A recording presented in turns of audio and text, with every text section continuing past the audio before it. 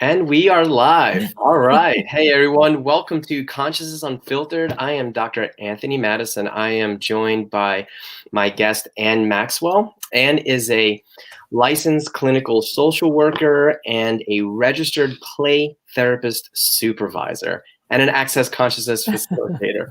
And the co-author of this book, Would You Teach a Fish to Climb a Tree? This has kind of become my new Bible. Awesome. For all the excellent classes we've been doing. So welcome, Anne. Thank you so much for being here. Thank you for inviting me, Anthony. This is awesome. Yeah, this is awesome. So anyway, so this podcast really is, it's I want to get the access consciousness tools out to the world, and there's so many different available resources for people within the access consciousness umbrella, and it's like, and one of the things that you were part of creating was this whole X-Men thing, and looking at children's learning behavior, especially the ones that were labeled with all these different diagnoses and all that stuff, in a very different way, in a way that's very, very empowering. So I wanted to have you on here, not only to talk a little bit about that and the book that you've written, but also like kind of like where were you before access, and then when access kind of started to come into your life, like what that actually created for you personally and professionally. Like, what did you actually see change? Can you talk a little bit about that before we get into the magical tools? Yeah, absolutely. For those of you who don't know, I've had a clinical practice for 30 years, or I've been a practicing therapist for 30 years, and I've worked in a multitude of facilities and locations and venues and modalities, like that kind of stuff. And I worked in a residential treatment center for 7 years as one of the on-site clinicians, and then joined a group practice and became one of the clinicians that worked on a contract basis with their inpatient hospital kids, their inpatient psychiatric kids. And the kids that never, and then I got trained traditionally in cognitive behavioral therapy, plain behavioral therapy, plain cognitive therapy, what a feelings therapy, like all this kind of stuff. And some of it worked a little bit for some kids, but there's this whole category of kids that this stuff just didn't reach at all. So fast forward to 10 years ago or 11 years ago, when I took my first access consciousness class, and I met Gary Douglas the next year when he came to Denver to facilitate one of his advanced classes.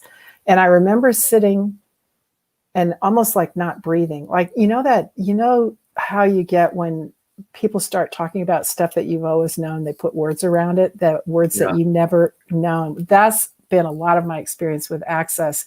And he started talking about these X-Men kids, right? The kids with superpowers and that kind of stuff.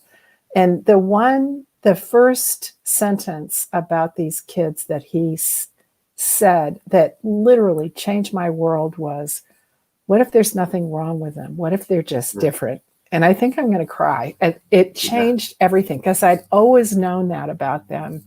And in especially the residential treatment center, that was like that's the last stop before you get to either the Department of Corrections or sort of permanent or semi-permanent inpatient placement. But it's where kids who don't fit at home, don't fit out in the community, and don't fit in schools, and of any kind, like families, homes of any kind, get sent to. And these kids, they were lovely, and they were so different. They were just these cutie little boos that just, marched to a different drum. And so when he said that, Anthony, I started crying, and like all these kids just flash in front of my face. It's like, oh my God. Right. So that was my first, like, really big brain erasure, brain opening up kind of moment with this.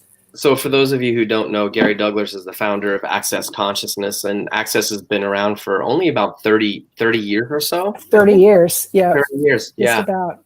And there's nothing, being a holistic chiropractor and studying so many different techniques and modalities, I mean, there really is nothing else like this. This is its own unique set of tools. And so, but Anne, can you talk a little more specifically about the types of kids, like what their specific conditions were, their diagnoses, maybe the problems they had at home that you worked with, and maybe where you found that the traditional approach wasn't quite reaching them, but when you started incorporating the access tools, you started to see a lot of things change? So I had left that residential treatment center by the time I discovered access consciousness. Okay. The kinds of kids that I'm talking about, that none of that cognitive and behavioral stuff really even made a dent with, are kids whose attention spans are different. They just are different. They think differently. They look different sometimes. They certainly act different. They don't respond to the same kinds of incentives that other kids do. It's really hard to bribe them into doing anything because they'll either do it or they won't. They get impatient when I remember use your words was one of you need to use your words was one of the things the staff would say to these kids at the treatment center.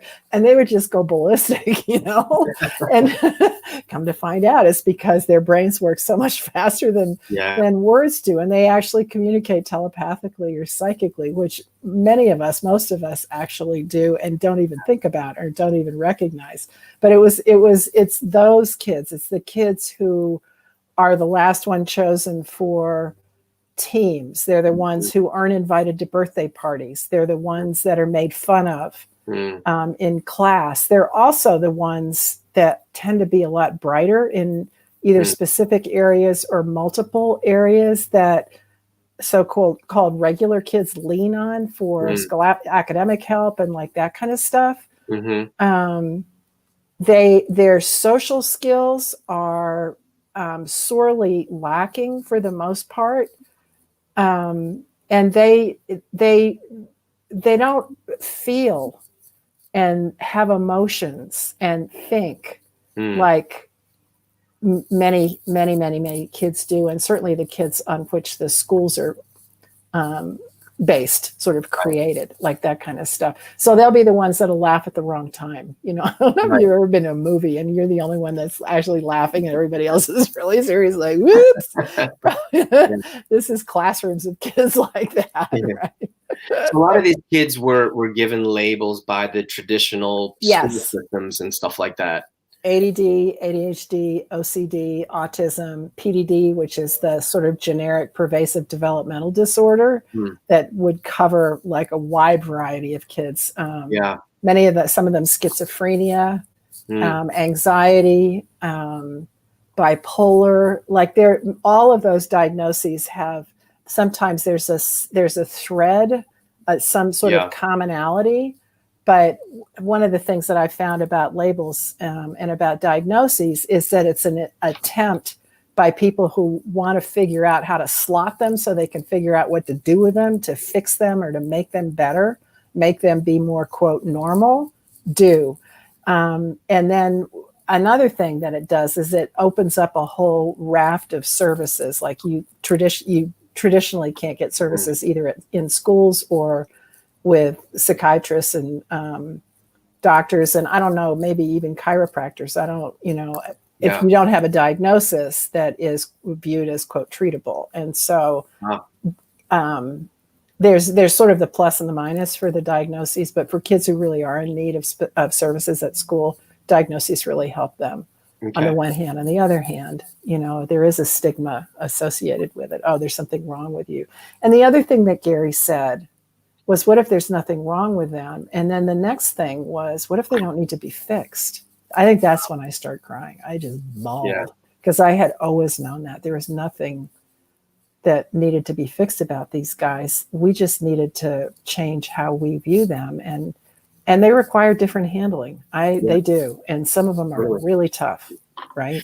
Yeah, I mean, I was one of those kids. I mean, they pulled me out of the regular classroom and they put me in room 12. And this is slow bus. It wasn't very creative for me. I don't think it contributed to me. It actually made me feel worse. And I spent my whole life trying to fight against that whole stigma. I made myself wrong for so long. But I know that I definitely had a different way of learning. But I definitely felt dumb, most of my life. And I didn't realize until probably the last 3 or 4 years in working with the tools of access, how the way my brain works and the way that I am, it is actually a contribution. It may not fit the traditional way, the linear ways of doing things, or the way that we're taught in the traditional systems. But it really wasn't until Access, and with the way, Gary's points of view about it, and how he has this incredible gift to actually see capacities in people. I mean, what a gift he is to all of us. And so I was like, oh my God, I got to see where my so-called handicaps actually are a gift. Right. And so I know when you wrote this book, you said that you by the time you started Access, you already left that one place, but like in the book, you actually share some stories about like the things you were learning in classes, and then you were still working with children though. And then totally. You would come back. What tools were you using with them that changed their whole world and changed things for the families too, their parents? So there's so many tools. One of the main tools is to ask a question, right? And I would say the way it was explained to me and the way I explain it to people is, if you know the answer ahead of time, it's not a question. It's a statement with a question mark at the end of it. Yeah. A question is, I think in this lingo, is called open-ended, but it's where you really are looking for information, looking for a sense about what's going on. Some people call that awareness. Some people call that a lot of other stuff. But a question is where you really don't have an answer and you're curious, right? Mm-hmm. And so there's so much of these kids' worlds that is concluded ahead of time. Mm-hmm. Oh, they have autism, therefore. Oh, they have ADHD, therefore. It's like, no. So ask a question was one of them. And there are all kinds of questions for parents to ask themselves, for kids to ask themselves, for you as a practitioner to ask both parents and kids. Some of my favorites are, what if this weren't wrong? And if it weren't wrong, what would it be? And what if you weren't wrong? And if you weren't wrong, what would you be? My favorite first question is, what is this? Right? What's up? What's going on here? Because usually when kids come in to see me, there's a quote, identified patient, which is usually the acting out or acting in kid that the parents are either worried about or upset about. And they bring them in, but it's always something else. It never shows up the way it's sort of announced to you that it is. And that's one of the things that I love about my work is it's such an honor to watch the unfolding and to participate in the capacities for people to do that if they're looking for some change. So like, what did you observe that when the parents, or let's say the teachers, would approach that particular child from that space of conclusion, right? Or this space of like, you have to do things like in this way, versus when you would approach them with a question? Can you kind of share and sort of let us into that child's world, what that actually created for them, both on the one side and then when you started asking questions? Yeah. So, and I think this is in the book too. There's a mom and a dad and twins, a boy and a girl, and the twins were starting first grade, and all of them have various characteristics of especially autism, and the boy and the dad more so than the girl and the mom were much higher functioning and much more able. One of the things that's really difficult for people with autistic. Okay, let's just talk about autism for a second. Autism is where you get the download of so much of what's going on, and it's not cognitive, but in this, I think in the lingo they call it being overstimmed. But where kids get overstimulated and there's just so much going on, and their brain is racing, and a lot of times they get viewed as being stupid because they don't answer questions. But it's because there's so much going on in their head, they don't know which answer to give or sort of where to go, like that kind of stuff. Anyway, so these kids are starting kindergarten. And as adults, it's a lot easier for us to create our lives to take advantage of whatever this stuff is. And so the dad was pretty severely autistic, and he not very social, and he was an IT wizard, like just off the charts. And so he got to work at home, and on the days when he had to come into the company, you know, there were spaces where he could go to, and if he had to go to a party, you know, he would sort of isolate or find somebody that was easy for him and then leave, like that kind of stuff. As an adult, we can do that. As kids, you can't. You just can't. Yeah. And so, okay, so they and these kids are off the charts smart. Yeah. So day one of kindergarten, first grade, they go and come home, and the little girl's sort of kind of raggedy, but she's okay. And the little guy throws a tantrum that goes on for 3 hours. Day 2, day 3, day 4. And on day 4, the mom called me and she said, I'm not going to live for another month, let alone another year, let alone 12 of these years. I can't do this. Like, I really need some help. And I said, okay, come on in.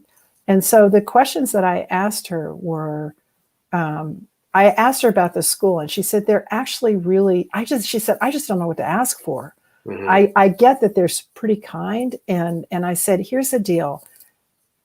You know your kids better than anybody else on the planet does. And no matter what the experts, whether it's me or anybody else, tells you about them, which I don't, but any expert tells you, you need to run that through your own filter and ask yourself, is this true? Yes or no? Does this apply to my child? Yes or no? Yeah. And sometimes it will, and sometimes it won't. But you know your kid better than anybody else. So what if you can find some simpatico staff, teachers, counselor, whatever, find at least one person, and hopefully more than that, and give them information about your child and about how they respond at home and what works for them and what doesn't work for them. Because I said from the teachers, they don't know what to do. Like, they've got 30 kids in their class and they don't know any of them. Right. Yeah. And this guy was holding himself together at school, but really struggling, like really having a hard time. And she said, okay.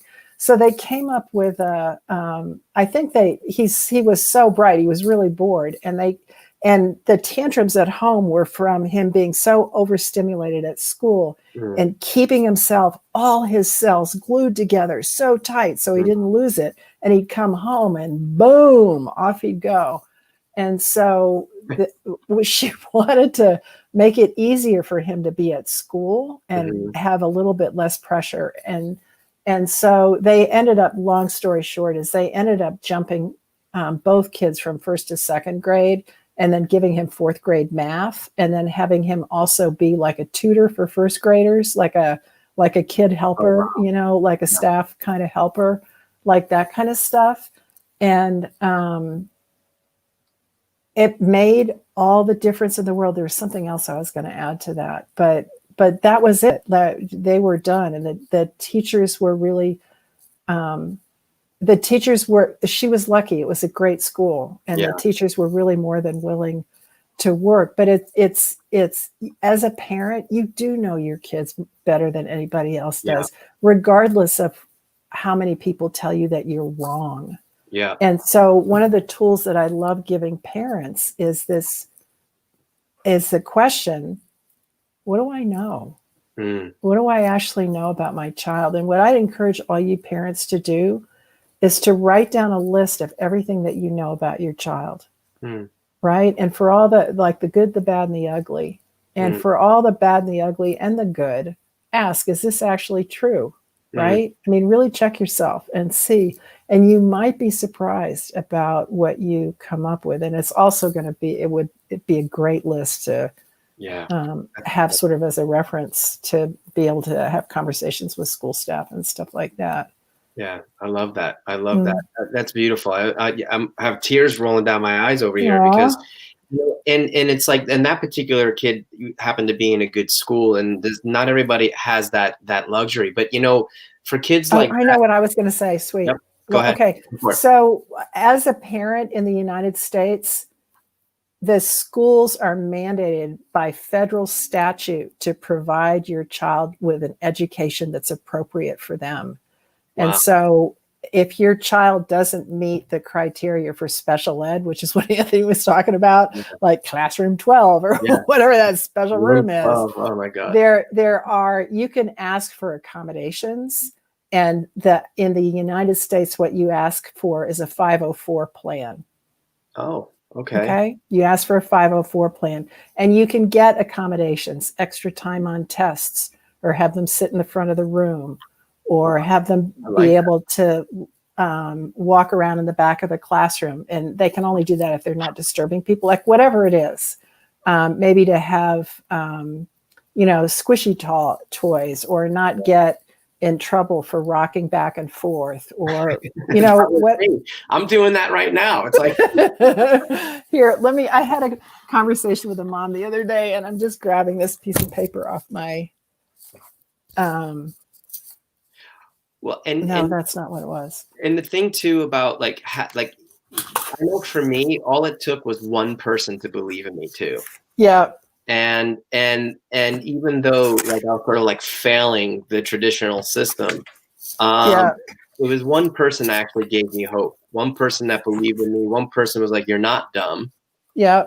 You just have a different way of learning." And it was and I held on to that, and that actually inspired me to actually go and get an education and go to college. And I had to go to community college first, but because my foundation was pretty much non-existent, but I didn't, I made it through. But it was just one person is all it takes. Right. Exactly. One person, whether it's a parent, even a sibling, a relative, during the sort of tumultuous times in my family, we had family friends that were Aunt Molly and Uncle Charlie. And they were my sweeties, they were, and my parents were great. And this is not a bashing thing at all, but there are people out there.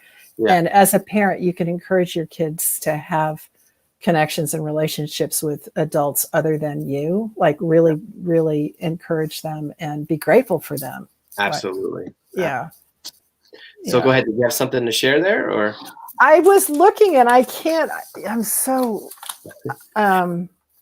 okay. Sensory breaks. I knew there was a word. There you go. So you can ask for sensory breaks and work accommodations. Okay. Right. So those are the two things. There you go. Cool. Yeah. So what inspired the book? Here we go. The Would You Keep a Fish to Climb a Tree, which I think is a famous quote by Albert Einstein, right? It is. It's one of my favorite quotes, and it comes from, everybody is a genius, but if you judge a fish by its ability to climb a tree, it will live its whole life believing that it is stupid. Wow. And welcome to the world of these kids. Yeah. So what inspired me to write this book was Gary Douglas asking me to. He just called me up one day and said, "Will you finish this book up? I've been trying to get it published for 5 years and it needs you." I said, "Okay." And it was awesome because it was a repository for these stories about, these were all my favorite kids. I freaking love these kids. Yeah. And so many favorite kids, but and so that's how it happened. And it was the writing of it was a whole different thing, but I just would wake up in the morning and start writing, and all of a sudden it's 5 o'clock at night and I haven't done anything. I'm still in my jammies, and all I've had has been coffee to drink all day long, So, and I don't know, a few months later it was done.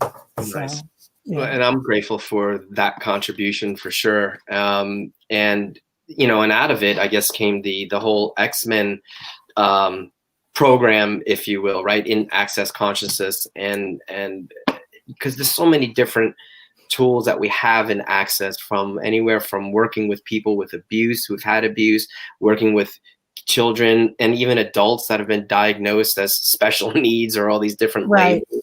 Right. Or just people simply just, struggling to create the life they like to have. And no matter what they do, no matter what they try, they can't seem to create that life they know is possible. So it's this constant perpetual frustration, so to speak, and so there's so many different tools that are available for people within the Access Consciousness world. And so I'm super grateful. If there was anything that you can see this book, or just in general, the tools of access consciousness contribute to the world? Like what would that be? The sense that you're not wrong, and that you're not wrong, and that you don't need to be fixed. And a sense of the peace and ease that comes from being able to let go of that, which is what happened to me. I know it happened to you. Yeah. Right. And the thing that I wish the most for these kids is that they could grow up in a world where they weren't judged, and where they were treated the way they should be treated, in a way that fosters them the space to be who they are, and to they're like that. These are, even through the centuries, these are the geniuses. These are the brilliant ones. They're the time changers. Yeah. In terms of art, in terms of history, and like all of them, even statesmen and politicians and stuff like that. Yeah. Like there are a few of them that have these, like Winston Churchill was one of them that had these qualities, just Da Vinci. There's so many of them, and Albert Einstein, obviously. And to these were all people who as kids were made wrong, made fun of, bullied, whatever, and who came out the other end either intact or not quite so intact, but with these gifts. And there's so many. I mean, today there are people like Elon Musk and Richard Branson, and just many actors and actresses. Like, there are all kinds of people in it. And I just wish that there was a world where kids would know that whatever they would like to be and do is a possibility for them. Yeah. Just creating that space to nurture their gifts. Exactly. It's like, if we could all create that. Bumper sticker. And if you're a parent out there, it's like, just because they came through your loins, it doesn't mean they have to be like you. I mean, for me, here I am being ADD, ADHD, and autistic, raising kids much smarter than I ever was. And but it's like, sometimes as a parent, you think you get caught up in the way it's supposed to be. But I'm like, well, wait a minute. No, my job is to create the environment for them to flourish. And that's what the tools of is to teach them to choose. That's what the tools do. Like, to teach. That's what you're right. Boom. What if your job as a parent is to teach your kids to choose, not how to choose, but and they're to aware. Choose. And they're aware. And they're aware of so much. So, just personally, what have the tools done for you? What were your favorite tools? What have been your favorite tools as sort of, just for you personally, transformed your life, has taken you from wherever you were before you started Access to where you are now? What tool could you share that you use personally that it's been sort of like your go-to, so to speak? There's so many of them, Anthony. I think that asking a question is a big one, and then following the energy is another one. Like, and listening to the whispers, but so much of that is possible only if you're willing to let go of all the beliefs that you have about the way things should be. You have to let go of the shoulds, ought tos, can'ts, have tos, mustn't, must, like fitting all of that. Fitting in, like all of that. And when you do that, are we done? No. That was okay. That was my office hour. No worries. So what? Like that. So my favorite tool as a therapist is, asking people, "What's up? If you could get anything out of this, what would it be?" And just listening to them. I think another one is listening. When I discovered them, I was like a hog. I couldn't get enough. And I did 5 bars foundation level 1 classes 4 in the first 6 months. Like every 6 weeks, I took another one. And I became a bars facilitator, and I had bars classes, and for the parents and the kids that I worked with. And I had bars classes for kids, and so a client that I worked with, last time I saw her was in 2012. So that was 8 years ago. She's now 18. And she came to me right after her mom had died. And I worked with her for that. I think she was 6, maybe 6 or 7. And I worked with her for that period of time. And when she and her dad and her stepmom walked into the room, and I said, "Oh my God, I miss you guys. I'm so happy to see you again." And the dad said to me on the phone, "You know that POC and POD thing that you do, and those questions, how does it get any better than this? We still do those, you know." And I don't know that he ever even took a bars class. I think he probably did. Yeah. But the thing about the access tools is that people, first of all, they're not an answer.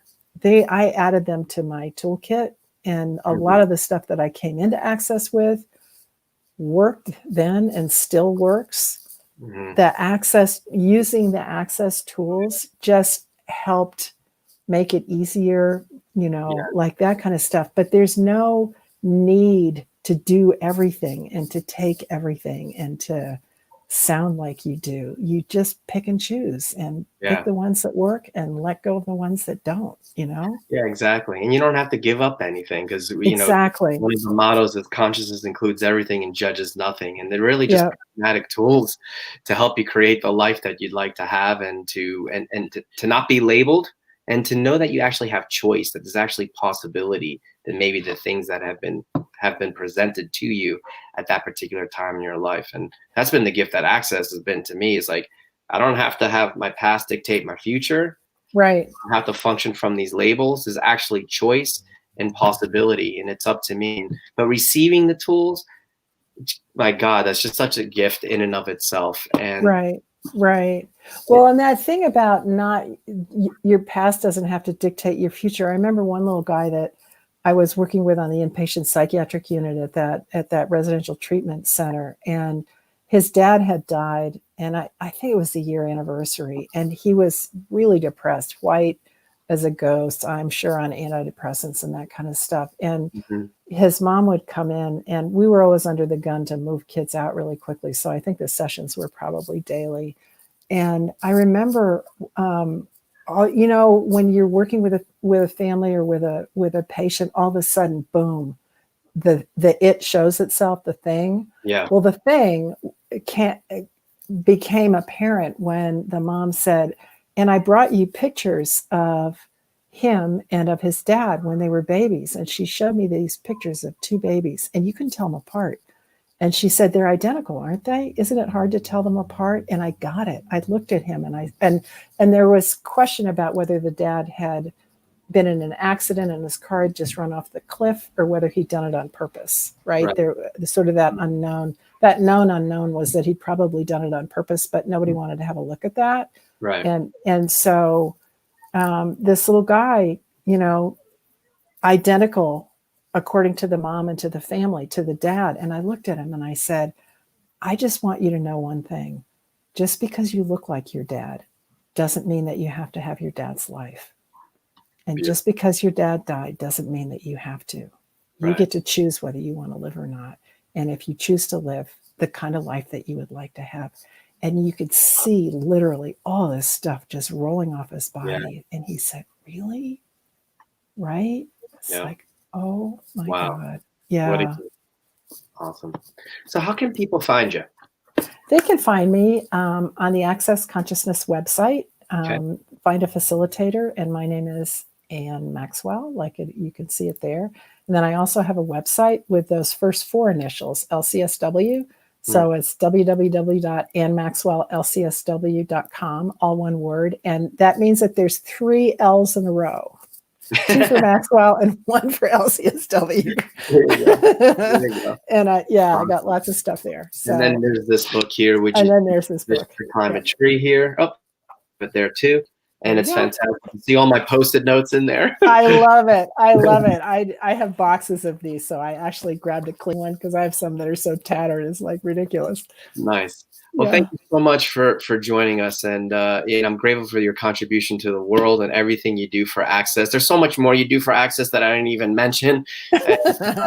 But seriously, super grateful, and yeah, because it makes my life easier. Everything that you contribute to. So sweet. So thank you so much. Thank you, Anthony. This is awesome. It was an honor. Thank you. You're welcome. All right. Take care. We'll see you later. Bye-bye. Okay. Bye-bye.